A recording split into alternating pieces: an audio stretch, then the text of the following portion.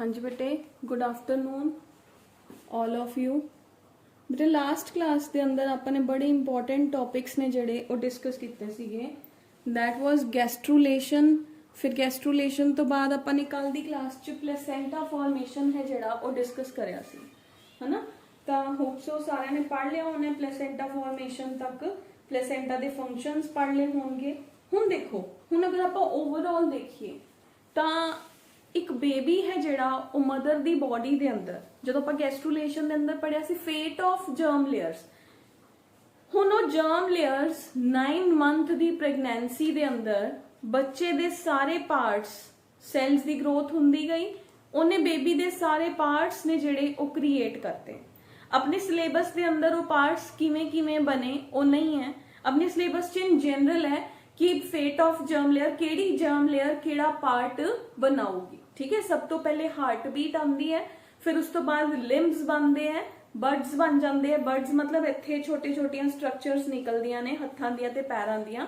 Almost आप एवें कह सकते कि अगर एक बेबी फीटस है तो इत्थे बर्ड्स निकल जाते हैं कि इन्हां चों हत्थ पैर निकलणगे ते अंदर उहदे ऑर्गन्स ने जिहड़े वो बनने शुरू हो जाते हैं, पर्टिकुलर ऑर्गन्स ने जिहड़े वो बनने शुरू हो जाते हैं।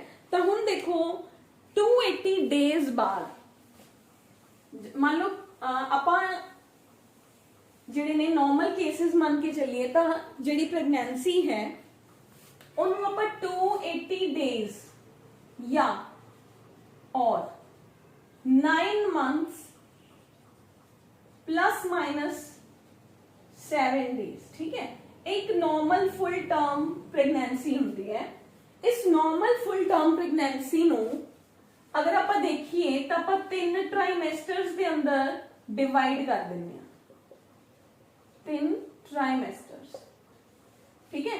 फर्स्ट ट्राइमेस्टर के अंदर यानी कि पहले 3 महीने, फर्स्ट ट्राइमेस्टर के अंदर जो बेबी दी बॉडी दियां मतलब गैस्ट्रुलेशन हो जाती है ते जर्म लेयर्स नु अपना अपना फेट मिल जाता है ते ओदे सिस्टम्स बनने शुरू हो जाते हैं। Systems will start their beginning, ठीक है।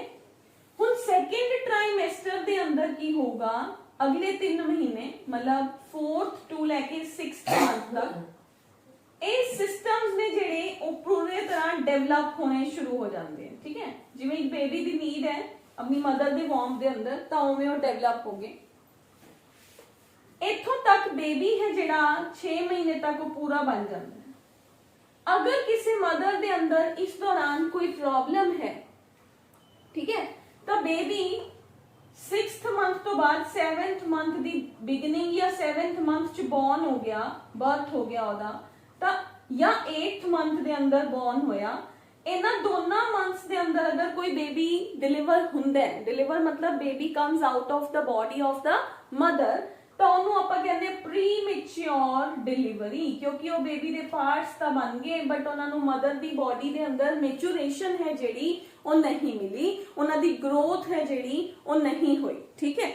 जदों मदर दी बॉडी दे अंदर उन्हां दी ग्रोथ ही नहीं हुई फिर बाहर आके उन्होंने प्रॉब्लम्स आ सकदियां ने।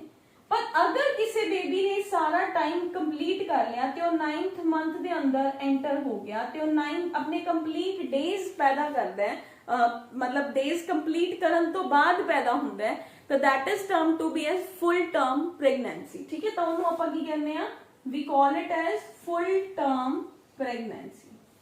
हुण एक बच्चे ने अपनी फुल टर्म प्रेगनेंसी कंप्लीट कर ली, हुण वो बाहर आना चाहता है, ठीक है। उसदियां सारियां लेयर्स बन गईयां, ओदे सारे पार्ट्स बन गए, ठीक है, सब कुछ हो गया बॉडी दे अंदर, मदर दी बॉडी दे अंदर। तो जदों एक बेबी बाहर आने लई रेडी है यानी कि हुण ओदा जिहड़ा एमनियोटिक फ्लूइड है, देखो ओदा अमाउंट बिल्कुल थोड़ा रह चुका, मदर दी बॉडी दे अंदर स्पेस ही नहीं रहंदी हैगी कि बेबी है जिहड़ा हुण ओ बड़ा ही औखा अंदर बैठा हुंदा है, ठीक है। तो आपां ये कह सकते हैं कि आ अपने कोल एक पूरी स्ट्रक्चर है। इत्थे पहले की सी जदों बेबी बन रहा सीगा तो ओदा साइज छोटा सीगा।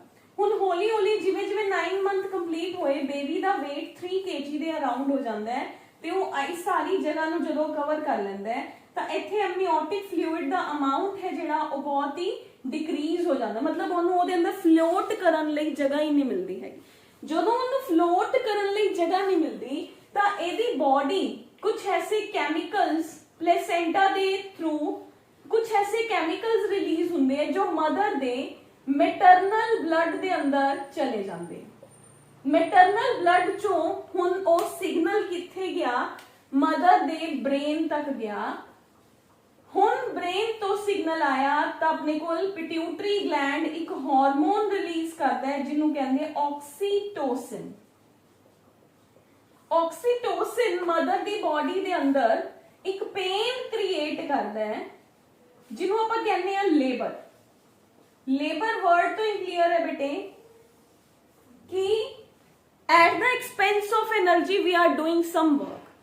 मदर दी बॉडी एनर्जी भी लगा रही है, मदर दी बॉडी काम भी कर रही है, तो यदा मतलब शी इज इन लेबर। ठीक है, लेबर का मतलब एनर्जी भी लगना ते काम भी करना।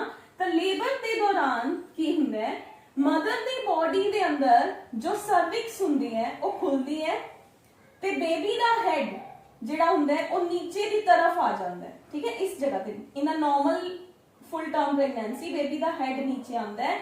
फिर इस जगह पे इन्नी वाइडन हुंदी है स्पेस जिदे थ्रू सब तो पहले हेड बाहर आया, then the full term baby will come out of the body of the mother.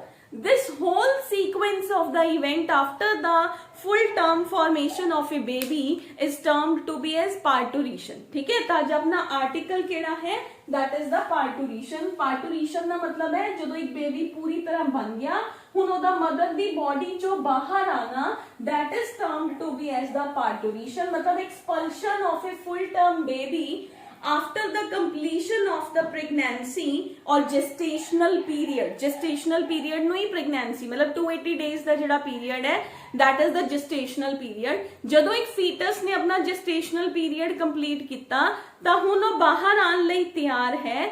ਬਾਹਰ ਆਉਣ ਦੇ period ਨੂੰ ਆਪਾਂ ਕੀ ਕਹਿੰਦੇ ਆ, process ਨੂੰ ਆਪਾਂ ਕੀ ਕਹਿੰਦੇ ਆ, parturition। parturition ਵੀ ਬੋਲ ਸਕਦੇ ਹੋ but ਆਪਾਂ ਇਹਨੂੰ according to the spell we call it as parturition। ठीक है, the parturition is the act of expelling the full term young one from the body of the mother is termed to be as parturition। ठीक है, ਜਦੋਂ ਇੱਕ baby 280 ਦਿਨਾਂ ਦੀ gestation ਨੂੰ complete ਕਰ ਲੈਂਦਾ ਹੈ ਤਾਂ ਹੁਣ ਮੈਂ ਫਿਰ sequence ਚ ਲਿਖ ਰਹੀ ਹਾਂ 280 दिन दी gestation तो बाद after 280 days of gestational period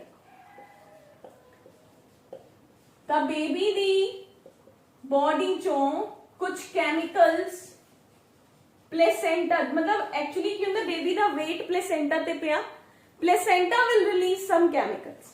O chemicals किथे जाणगे, ह्यूमन दे पिट्यूटरी ग्लैंड कोल and there will be the release of the labor hormone oxytocin। ਹੁਣ ਅਗਰ ਆਪਾਂ ਇਸੇ ਨੂੰ ਹੀ ਡਿਟੇਲ ਚ ਕਰੀਏ ਕਿ oxytocin ਆਇਆ ਤੇ ਮਦਰ ਦੀ ਬੋਡੀ ਦੇ ਅੰਦਰ ਲੇਬਰ ਸ਼ੁਰੂ ਹੋ ਗਈ। ਠੀਕ ਹੈ, ਹੁਣ ਲੇਬਰ oxytocin ਆਇਆ, ਲੇਬਰ ਸ਼ੁਰੂ ਹੋ ਗਈ। ਲੇਬਰ ਦੇ ਅੰਦਰ ਐਕਚੁਅਲੀ ਕੀ ਹੁੰਦਾ ਹੈ, ਮਦਰ ਦਾ ਯੂਟਰਸ ਦੀਆਂ ਜਿਹੜੀਆਂ ਵਾਲਸ ਨੇ ਉਹਨਾਂ ਦੇ ਅੰਦਰ ਬਹੁਤ ਮੇਜਰ ਕੰਟਰੈਕਸ਼ਨਸ ਹੁੰਦੀਆਂ ਨੇ। ਠੀਕ ਹੈ, and that is the pain equal to breaking of your 206 bones together। ठीक है, that is unbearable kind of the pain in the body of the mother। ठीक है, तो that is the uterine contractions ने ਜਿਹੜੀਆਂ ਉਹਦੇ ਅੰਦਰ start ਹੋਈਆਂ। ਤਾਂ ਹੁਣ ਆਪਾਂ ਇਸ parturition ਨੂੰ 3 stages ਦੇ ਅੰਦਰ divide ਕਰ ਦਾਂਗੇ। ਕਿਵੇਂ ਹੁੰਦਾ ਮਦਰ ਦੀ ਬੋਡੀ ਦੇ ਅੰਦਰ 3 stages ਹੁੰਦੀਆਂ ਨੇ। first stage of dilation, first stage of dilation। ਇਹ ਜਿਹੜੀ stage ਹੈ ਇਹ ਹਰ ਫੀਮੇਲ ਦੇ ਅੰਦਰ ਇਹਦਾ ਪੀਰੀਅਡ ਦੇਖੋ ਜਿਹੜਾ parturition ਹੈ ਨਾ ਇਹਦਾ ਟਾਈਮ ਹੈ ਜਿਹੜਾ ਉਹ ਹਰ ਫੀਮੇਲ ਦੇ ਅੰਦਰ ਵੈਸੇ ਇੱਕ ਆਪਾਂ ਸਟੈਂਡਰਡਾਈਜ਼ਡ ਟਾਈਮ ਮੰਨ ਕੇ ਚੱਲਦੇ ਆ ਬਟ ਹਰ ਫੀਮੇਲ ਦੇ ਅੰਦਰ ਉਹ time minor up and down ਹੋ ਸਕਦਾ ਹੈ। ਤਾਂ ਫਰਸਟ ਸਟੇਜ ਆਫ ਡਾਇਲੇਸ਼ਨ ਹੁੰਦਾ ਨਾ ਜਿਹੜਾ ਉਹ ਰਾਉਂਡ ਅਬਾਊਟ 12 ਆਵਰਸ ਹੈ ਜਿਹੜਾ ਇਹ ਮੰਨ ਕੇ ਚੱਲਦੇ ਆ। ਇਸ ਟਾਈਮ ਤੇ ਮਦਰ ਦੀ ਜਿਹੜੀ ਯੂਟਰਸ ਹੁੰਦੀ ਹੈ ਤੇ ਸਰਵਿਕਸ ਦੇ ਅੰਦਰ ਕੰਟਰੈਕਸ਼ਨਸ ਹੁੰਦੀਆਂ, there will be the contractions and ਜਿਹੜਾ ਸਰਵਿਕਸ ਹੈ ਉਹਨਾਂ ਕੰਟਰੈਕਸ਼ਨਸ ਦੇ ਐਜ਼ ਅ ਰਿਜ਼ਲਟ ਉਹ ਓਪਨ ਹੋਣਾ ਸ਼ੁਰੂ ਹੋ ਜਾਂਦਾ ਹੈ। ਠੀਕ ਹੈ, ਉਹ ਸਰਵਿਕਸ ਹੈ ਜਿਹੜਾ ਉਹ ਓਪਨ ਹੋਣਾ ਸਟਾਰਟ ਹੋ ਗਿਆ। cervix will start its opening in the body of the mother. That is termed to be as first stage of dilation, जो कि 12 घंटे तक मदर दी बॉडी दे अंदर रहंदी है। इस दौरान की हुंदा है, इस दौरान जिहड़ा एमनियन सीगा ना वो ब्रेक हो जाता है। वाटर है जिहड़ा वाटर बैग जिन्हों आपां अपनी कॉमन लैंग्वेज आपां कहंदे ना पानी दी थैली है जिहड़ी वो रप्चर होगी, ਉਹ ਵਾਟਰ ਬੈਗ ਐਮਨੀਓਨ ਆਪਣੀ ਬਾਇਓ ਦੀ ਲੈਂਗੁਏਜ ਚ ਕੀ ਆ ਗਿਆ, ਐਮਨੀਓਨ ਹੈ ਜਿਹੜਾ ਉਹ ਬ੍ਰੇਕ ਹੋ ਗਿਆ। ਐਮਨੀਓਨ ਬ੍ਰੇਕ ਹੋਣ ਨਾਲ ਜਿਹੜਾ ਵਾਟਰ ਰਿਲੀਜ਼ ਹੋਇਆ ਉਹਨੇ ਵਜਾਈਨਾ ਤੇ ਸਰਵਿਕਸ ਨੂੰ ਲੁਬਰੀਕੇਟ ਕਰਤਾ, ਕਿਉਂਕਿ ਉਹ ਸਲਿਪਰੀ ਸਬਸਟੈਂਸ ਸੀਗਾ that will lubricate the wall of the vagina ਤਾਂ ਕਿ ਬੇਬੀ ਦਾ ਹੈਡ ਹੈ ਜਿਹੜਾ ਉਹ ਈਜ਼ੀਲੀ ਸਲਿਪ ਆਫ ਹੋ ਕੇ ਨੀਚੇ ਆ ਜਾਏ। ਠੀਕ ਹੈ, that is the first stage of the dilation।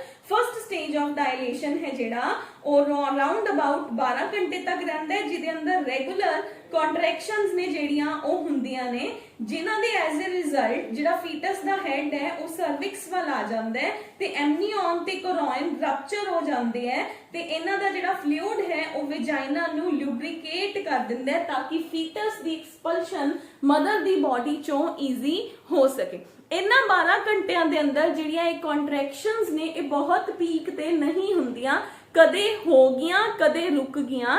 Sometimes they are at their peak and sometimes at their low we can say position. ठीक है, तो हर फीमेल दे अंदर ये डिफरेंट हुंदा है। कईयां दे अंदर कंटीन्यूअसली जिहड़ियां कॉन्ट्रैक्शंस ने हुंदियां रहंदी, कईयां दे अंदर sometimes contractions will be there and sometimes they will be stopped, sometimes contractions will be there sometimes they will be stopped. But ये पीरियड है जिहड़ा वो 12 घंटे तक चल सकता है। ठीक है, आप जरूरी नहीं कि 12 घंटे तक ही चलूगा, मतलब आप ये कह सकते हैं 1 to 12 आवर्स तक ये पीरियड हो सकता है। मैक्सिमम टाइम जिहड़ा है that would be of 12 hours. ठीक है, इस दौरान एमनियन ते कोरोइन है जिहड़ा वो रप्चर हो जाता है इन the body of the mother, और लुब्रिकेट कर दिंदा है किनू, वेजाइना नू, ताकि बेबी दा हेड नीचे स्लिप हो जाए। ठीक है, तुसी कुछ इस तरह की फिगर आउट भी देखा होना है। मान लो मदर दा यूट्रस है, आ सर्विक्स है, इत्थे बेबी दा हेड पहले इत्थे हुंदा है, फिर वो हेड जदों पेन शुरू हुंदी है ना वो हेड नीचे आ जांदा, इस जगह ते आ जांदा है। तां जिन्नी जल्दी ये जिहड़ा है कैरी आउट हुंदा है इस पोजीशन तो इस पोजीशन तक, उन्नी जल्दी जिहड़ा बेबी है वो बॉडी चों बाहर डिलीवर हो जांदा है। ठीक है, तो that is the first stage of dilation. Second हुंदा है सेकंड स्टेज ऑफ डायलेशन। ये बहुत ही छोटी जी स्टेज हुंदी है, second stage of dilation. This is round about that phase जिहदे अंदर ऑलमोस्ट कॉन्ट्रैक्शंस ने जिहड़ियां वो हो चुकियां हुंदियां ने ते सर्विक्स है जिहड़ी वो पूरी तरह वाइडन हो चुकी हुंदी है। ठीक है, that is the second stage of dilation. Second stage of dilation जिहदा टाइम पीरियड याद करने हैं बेटे, एग्जाम दे अंदर पूछे जा सकते हैं। ठीक है, एमसीक्यूज दे अंदर। तां दिस राउंड अबाउट 20 मिनट्स दी जिहड़ी कॉन्ट्रैक्शन हुंदी है जिहदे अंदर full term baby including the placental disc, वो सारा समान एमनियन कोरोइन प्लेसेंटा वो सब बेबी दे नाल बाहर एक्सपेल्ड आउट हो जाते हैं। तो यह 20 मिनट की जिहड़ी स्टेज है ये हुंदी है। ये स्टेज ज्यादा लंबी हुंदी है, ये वो स्टेज हुंदी है जदों सारी कैविटी ओपन हो चुकी है and the head of the baby will come out of the body of the mother. तो that is the second stage of expulsion. तो ये round about 20 minutes to 1 hour हो सकती है, जिहदे अंदर यूट्राइन कॉन्ट्रैक्शन सब तो ज्यादा पावरफुल हुंदियां ने ते सर्विक्स पूरी तरह डायलेट हो जाती है ते बेबी दा हेड जिहड़ा है वो पूरी तरह बाहर आ जाता है, इंक्लूडिंग जिहड़ी प्लेसेंटल डिस्क सी वो सारा दा सारा पार्ट है जिहड़ा वो बाहर आ जाता है ते जिहड़ी ओहदी अंबिलिकल कॉर्ड हुंदी है ओनू की कर दिता जाता है, कट दिता जाता है मदर दे नालों। ठीक है, हुण उस बेबी नू देखो समटाइम्स तुसी टीवीज दे अंदर भी देखिया होना है ना, फिर वो बेबी है जिहड़ा वो जदों ओहदी अंबिलिकल कॉर्ड कट्टी जाती है तो नाल दी नाल ही बेबी दी वीपिंग है जिहड़ी वो स्टार्ट हो जाती है। If the weeping is not there तो डॉक्टर कई बारी की करदे है बेबी नू उल्टा लटका के ओहदे स्लैप करके ओनू रवांदे है। ठीक है, क्यों करते हैं एवें, ताकि ओहदे जिहड़े लंग्स ने वो ओपन होण। जिवें ही बेबी क्राई करूगा ओहदे लंग्स दे अंदर फ्लूइड है तो फ्लूइड जिहड़ा है मतलब बेबी अपने लंग्स से अपने आप ब्रीद करना स्टार्ट कर दे, that is the first indication of the active baby inside the world. ठीक है, तो that is the second stage of the dilation. 20 minutes to 1 hour है जिहड़ा इहदा टाइम पीरियड है। थर्ड स्टेज है जिहड़ी बहुत ईजी स्टेज है। थर्ड स्टेज के अंदर एक हार्मोन आता है, वैसे वो पहले ही आ जाता है, ऑक्सीटोसिन नो हार्मोन ऑफ कॉन्ट्रैक्शन कहते हैं। ये दोनों स्टेजेस है। थर्ड स्टेज के अंदर ऑक्सीटोसिन का लेवल है जिहड़ा वो डाउन हो जाता है। ठीक है, ऑक्सीटोसिन के नाल सेकंड स्टेज ही एक होर हार्मोन आ जाता है रिलैक्सिन। जो रिलैक्सिन है ना, ये सर्विक्स नू पूरी तरह वाइड करन च हेल्प करता है 1।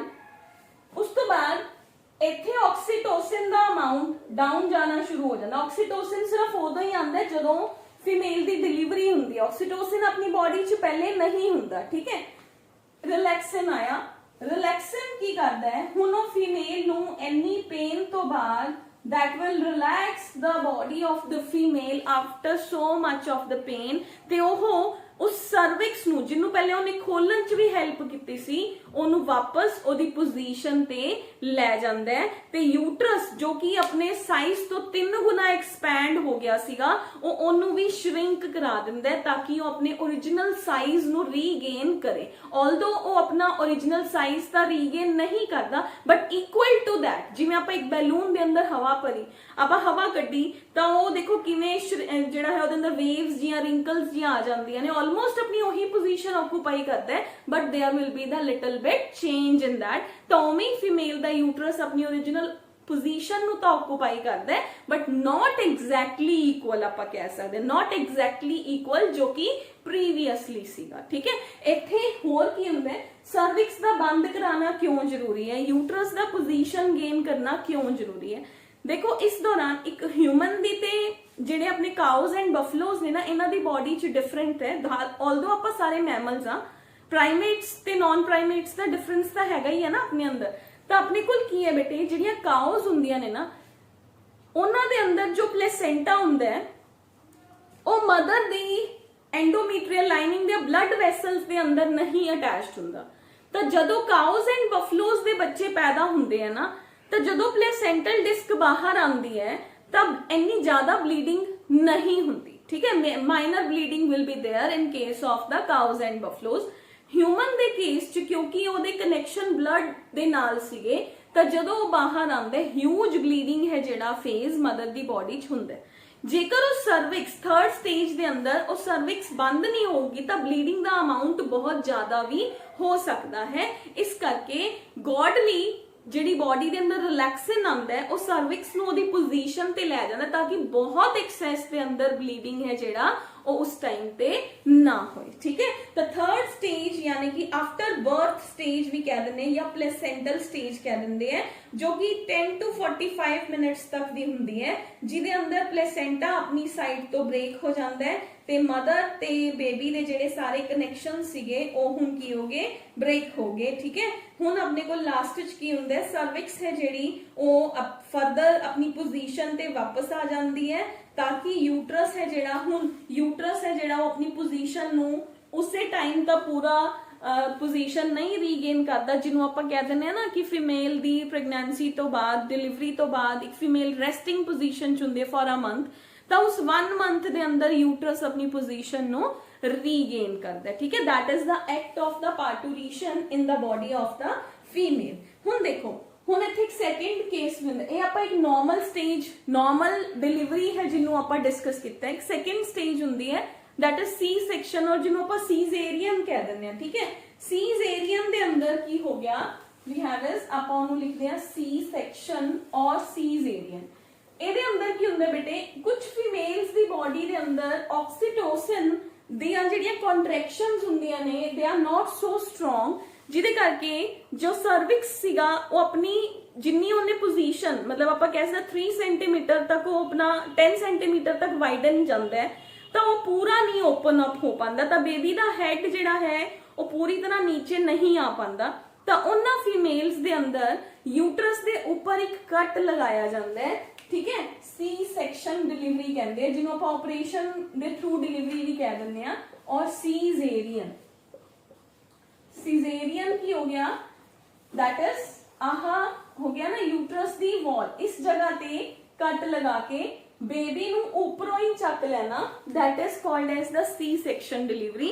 ਉਹ ਉਹਨਾਂ ਕੇਸਿਸ ਦੇ ਅੰਦਰ ਕੀਤੀ ਜਾਂਦੀ ਹੈ ਬੇਟੇ ਜਿਨ੍ਹਾਂ ਕੇਸਿਸ ਦੇ ਅੰਦਰ ਮਦਰ ਹੈ ਜਿਹੜੀ ਉਹ ਨਾਰਮਲ ਵੇ ਦੇ ਨਾਲ ਜਿਹੜਾ ਫੀਟਸ ਹੈ ਉਹਦੀ ਬੋਡੀ ਚੋਂ ਬਾਹਰ ਨਹੀਂ ਆ ਸਕਦਾ, ਤਾਂ ਉਹਨਾਂ ਕੇਸਿਸ ਦੇ ਅੰਦਰ ਸਰਜੀਕਲੀ ਬੇਬੀ ਨੂੰ ਬਾਹਰ ਕੱਢਿਆ ਜਾਂਦਾ ਹੈ। That kind of the delivery is termed to be as C section delivery. ठीक है, हुण देखो हुण पार्टूलेशन होगी, बेबी बाहर आ गया, बेबी बाहर आऊगा तो आंदे ही बेबी ਨੂੰ ਕੀ ਚਾਹੀਦਾ ਹੈ, बेबी ਨੂੰ मदर ਦੀ ਬੋਡੀ ਦੇ ਅੰਦਰ ਨਰਿਸ਼ਮੈਂਟ ਕੌਣ ਦੇ ਰਿਹਾ ਸੀ, ਮਦਰ ਆਪ ਦੇ ਰਹੀ ਸੀ।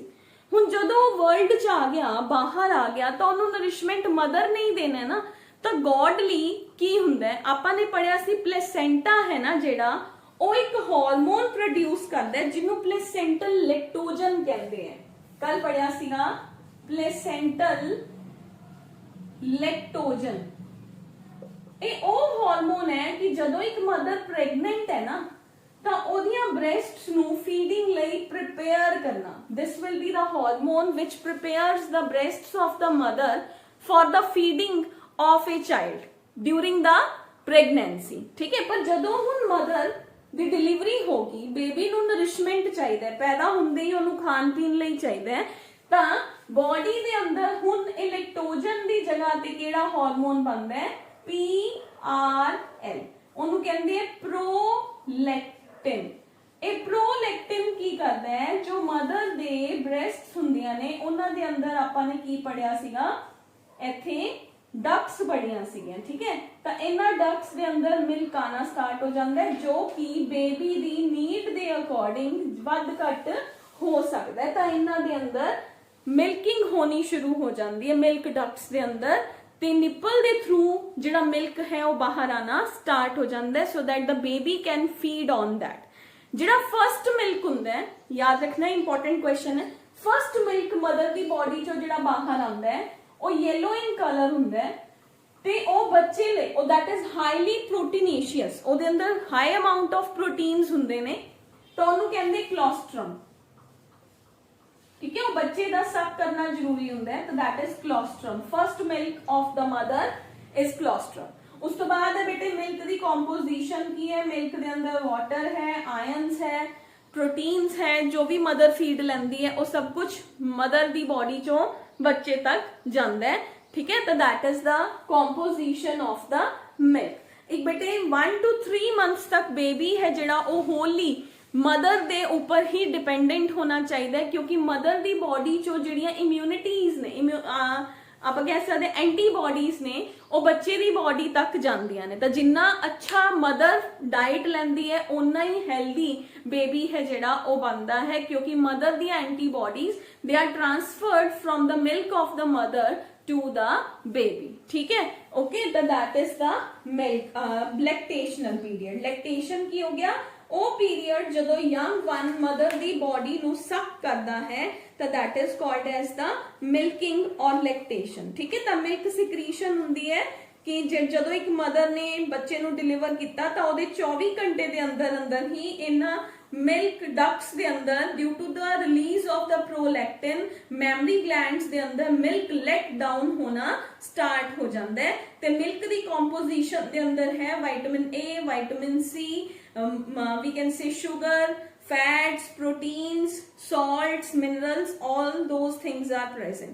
Milk ਦਾ benefit ਕੀ ਹੈ, infant ਦੀ ਜਿਹੜੀ ਇੰਟੈਸਟੀਨ ਹੈ ਉਹਦੀ ਅੰਦਰ ਮਿਲਕ ਦੀ ਮਦਰ ਮਿਲਕ ਦੀ ਡਾਈਜੈਸ਼ਨ ਹੈ ਜਿਹੜੀ ਉਹ ਈਜ਼ੀ ਹੁੰਦੀ ਹੈ, ਕਿਉਂਕਿ ਉਹ ਬਾਕੀ ਮਿਲਕਸ ਤੋਂ as compare to the milk of the cow and milk of the buffalo ਉਹ ਜ਼ਿਆਦਾ ਹਲਕਾ ਹੁੰਦਾ ਹੈ, ਤਾਂ ਆ infant can easily digest the milk of the mother। ठीक है, बच्चे ਨੂੰ कोई प्रॉब्लम है ਜਿਹੜੀ ਉਹ नहीं ਹੁੰਦੀ। फिर क्लोस्ट्रम, क्लोस्ट्रम की है जो अपने कोल first milk of the mother है जिन्हों ਆਪਾਂ फॉर मिल्क कह ਦਿੰਨੇ ਆ, ਤਾਂ ਉਹਨੂੰ ਆਪਾਂ क्लोस्ट्रम कहने ਆ। ठीक है, तो this is all about the parturition and lactation। ठीक है, ਹੁਣ ਇੱਕ ਛੋਟਾ ਜਿਹਾ ਆਰਟੀਕਲ ਹੈ ਬੇਟੇ, that is the twins। twins ਕਿਵੇਂ ਹੁੰਦੇ ਨੇ? ਠੀਕ ਹੈ, कुछ बुक्स के अंदर दिता हुआ है, in some of the books that is not given. ਤਾਂ ਤੁਸੀਂ ਬਸ ਆਪਣੀ ਇਹ ਪੇਪਰ 'ਚ ਨਹੀਂ ਪੁੱਛਿਆ ਜਾਂਦਾ ਫॉर योर ਕਨਵੀਨੀਅੰਸ, ਕਿਉਂਕਿ ਕੁਝ ਬੱਚੇ ਮੈਨੂੰ ਡਾਊਟਸ 'ਚ ਵੀ ਪੁੱਛਦੇ ਰਹਿੰਦੇ ਨੇ ਇਹ ਵਾਲਾ ਕੁਐਸਚਨ, ਤਾਂ ਇਸ ਕਰਕੇ ਮੈਂ ਇੱਥੇ ਕਲੀਅਰ ਕਰ ਰਹੀ ਹਾਂ। ਟਵਿਨਸ ਕੀ ਹੁੰਦਾ ਬੇਟੇ? ਤਾਂ ਟਵਿਨਸ ਦੋ ਤਰ੍ਹਾਂ ਦੇ ਹੁੰਦੇ ਨੇ। ਟਵਿਨਸ ਹੁੰਦੇ ਹੀ ਦੋ ਨੇ ਨਾ ਵੈਸੇ ਤਾਂ। ਟਵਿਨਸ ਮਤਲਬ ਦੋ ਬੱਚਿਆਂ ਦਾ ਪੈਦਾ ਹੋਣਾ। ਟਵਿਨਸ ਦੋ ਤਰੀਕੇ ਨਾਲ ਹੋ ਸਕਦੇ ਹੈ। ਵਨ ਇਜ਼ ਆਪਾਂ ਕਹਿ ਸਕਦੇ ਡਾਈਜ਼ਾਈਗੋਟਿਕ ਟਵਿਨਸ। डाइजाइगोटिक ट्विन्स का मतलब की है दो कई फीमेल्स के अंदर कुछ हार्मोन्स ने जेड़े वो एग्जरगेटेड मतलब ज्यादा हार्मोन्स होने करके या हार्मोन्स का अमाउंट है जेड़ा हर फीमेल च वेरीएबल है, कईयां चो दा अमाउंट ज्यादा होने करके दोनों ओवरीज चो दो एग्स ने जेड़े वो रिलीज हुंदे हैं ते उन्हां नूं क्योंकि स्पर्म तो दोनों तरफ ही गए सी ना, तो दो स्पर्म्स उन्हां नूं हिट करन तो such kind of the fertilization जिथे दो एग ते दो स्पर्म्स होन, दो ही बेबी मदर दे यूट्रस दे अंदर फॉर्म होन, उन्हां बच्चियां नूं आपां कहने आ फर्स्ट डाइजाइगोटिक ट्विन्स।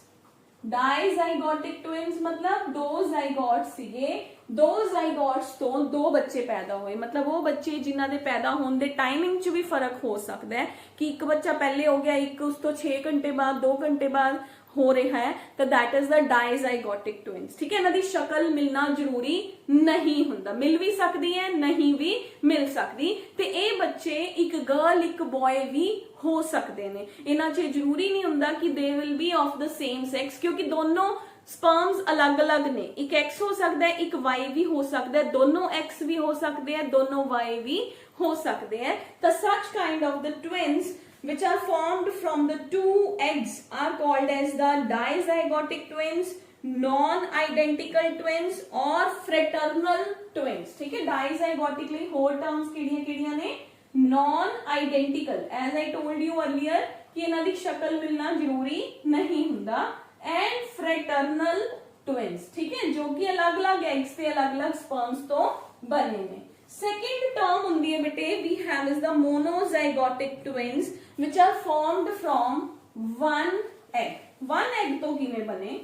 ਦੇਖੋ ਜਦੋਂ ਆਪਾਂ ਨੇ ਕਲੀਵੇਜ ਪੜਿਆ ਸੀਗਾ ਆਪਾਂ ਨੇ ਕਿਹਾ ਸੀ ਇਹ ਜ਼ਾਈਗੋਟ ਹੈ ਜੀ, ਇੱਥੇ ਕਲੀਵੇਜ ਹੁੰਦੀ ਹੈ, ਇੱਕ ਤੋਂ ਦੋ ਸੈਲਸ ਬਣੇ। ਸਮਟਾਈਮਸ ਇਹ ਇੱਥੋਂ ਦੀ ਦੋਨੋਂ ਸੈਲਸ ਅਲੱਗ-ਅਲੱਗ ਹੋ ਜਾਂਦੇ हैं, they will be separated, but इन्हां दा सेक्स सेम हुंदा है, शक्ल भी सेम हुंदी है, एक लत्त हिलांदा है दूसरा भी हिलांदा है, एक दी अख हिल रही है तो दूसरे दी भी हिल रही है, मतलब same kind of the movements will be there in such kind of the kids. They are called as the monozygotic twins formed from the हाँ जी बेटे ठीक है। तो जेडे सिंगल जाइगोट तो बननगे उन्हां नूं आपां की कहने आ?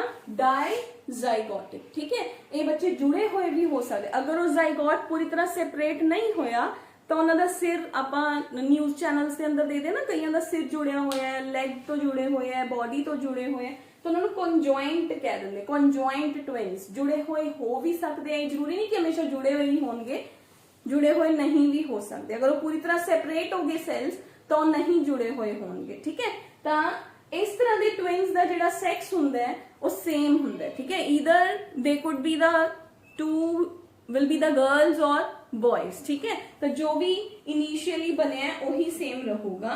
तो जो कि अर्ली स्टेज के अंदर जो ब्लास्टोमियर्स सेपरेट होन तो उन्हां दी सेपरेशन दे टाइम ते दो बच्चे जो पैदा हुए इको एग ते इको स्पर्म तो बने हैं, तो such kind of the twins are term to be as monozygotic twins. ठीक है, हुण देखो इत्थे पॉलीएम्ब्रियोनी भी पढ़ सकते हो।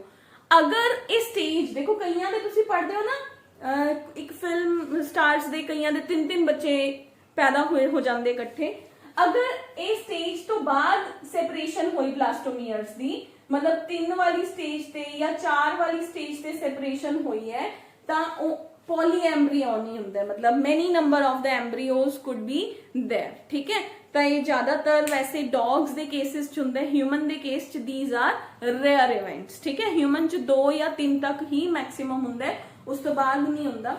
अगर किसी दा कोई टेस्ट ट्यूब केस है तो उन्होंने ज्यादा हो सकते हैं, नंबर कुड बी 7, 8, 9, 10, 11, 12, तो आप नेक्स्ट चैप्टर के अंदर उन्होंने डिटेल के अंदर देखांगे। ठीक है, तो दैट इज द ट्विंस वाला टॉपिक हो गया। हुण बेटे कुछ डेवलपमेंटल डिसऑर्डर्स ने, ਉਹਦੇ ਅੰਦਰ 3 डिसऑर्डर्स पढ़ांगे ਆਪਾਂ। 3 डिसऑर्डर्स ने डेवलपमेंटल डिसऑर्डर। डेवलपमेंटल मतलब बच्चे ਦੇ ਬਣਨ ਦੇ ਟਾਈਮ ਤੇ ਜਿਹੜੇ ਮਦਰ ਦੀ ਬਾਡੀ 'ਚ ਕੋਈ डिसऑर्डर्स ਆਣ ਤਾਂ ਉਹਨੂੰ ਆਪਾਂ ਕਹਿੰਦੇ ਹਾਂ डेवलपमेंटल डिसऑर्डर्स। ਬੱਚਾ ਬਣ ਰਿਹਾ ਹੈ, ਉਹਦੇ ਬਣਨ ਦੇ ਦੌਰਾਨ ਜਿਹੜੇ डिसऑर्डर्स ਆਣਗੇ, such disorders are called as the developmental disorders। ठीक है, 3 पढ़ांगे। फर्स्ट है एमनियोटिस। एमनियोटिस की हुंदा है एमनियोनाइटिस, एमनियोटिस। ठीक है, ਇਹ ਹੁੰਦਾ ਬੇਟੇ ਐਮਨੀਓਟਿਕ ਫਲੂਇਡ ਦੇ ਅੰਦਰ ਕੋਈ ਇਨਫੈਕਸ਼ਨ ਹੋ ਜਾਣਾ, ਜਿਹਦੇ ਕਰਕੇ ਵੀ ਕੈਨ ਸੇ ਇਨਫੈਕਸ਼ਨ ਜਾਂ ਕੋਈ ਪ੍ਰੀਮੈਚੁਰ ਇਨਫਲੇਮੇਸ਼ਨ ਹੋ ਜਾਣਾ, ਜਾਂ ਬੱਚੇ ਦੇ ਅੰਦਰ ਕੋਈ ਇਨਫੈਕਸ਼ਨ ਹੋ ਜਾਣਾ, ਜਾਂ ਉਸ ਇਨਫੈਕਸ਼ਨ ਕਰਕੇ ਉਹਦਾ ਜਲਦੀ ਰਪਚਰ ਹੋ ਜਾਣਾ 7th ਮੰਥ 8th ਮੰਥ ਦੇ ਅੰਦਰ, ਤਾਂ ਦੈਟ ਇਜ਼ ਐਮਨੀਓਟਿਸ। ਮਤਲਬ infection in the amniotic fluid. ठीक है, फ्लूइड के अंदर कोई बैक्टीरियल, कोई वायरल, कोई भी इन्फेक्शन होगी जिदे एज ए रिजल्ट ओनू लग्या, क्योंकि सैल्स दा सिग्नलाइज करनगे ना ब्रेन नू, ब्रेन ने कहा पहले ही रपचर हो जा, अदरवाइज बेबी नू प्रॉब्लम हो सकती है, तब पहले ही ओदा रपचर हो जाना due to infection, that is amnionitis. ठीक है, infection in the amniotic fluid. ठीक है, एमनियोटिस। सेकेंड है एबॉर्शन। एबॉर्शन ਦੇ वैसे कई रीजंस हो सकते ने। अगर बेबी दी इंप्लांटेशन सही तरह नहीं हुई ते उस दौरान मदर ने कोई ह्यूज वर्क कर लिया, कोई हैवी वर्क किया, जिदे करके वो कनैक्शन पहले ही पूरा नहीं बनया सी, वो ब्रेक हो गया, ते वो जो डेवलपिंग एम्ब्रियो सीगा वो मदर दी बॉडी चो बाहर आ जाए, that is termed to be as the abortion. ठीक है, तो एबॉर्शन की हो गया escape of the embryo prior to the stage of the viability. मतलब वो स्टेज जिहड़ा वो एम्ब्रियो है वो हजे अपनी मोबिलिटी दे अंदर आया ही नहीं हैगा, वो पहला ही मदर दी बॉडी चो अपना कनैक्शन ब्रेक कर गया, दैट इज एबॉर्शन। ठीक है, हुण बेटे एबॉर्शन तो बाद नेक्स्ट है अपने कोल टीरिटोजेनी। ये मैं कल भी दस्सिया सीगा, टीरिटोजेनी मॉन्स्टर बेबी फॉर्मेशन। टीरिटोजेनी हुंदा है टीरिटोजीन।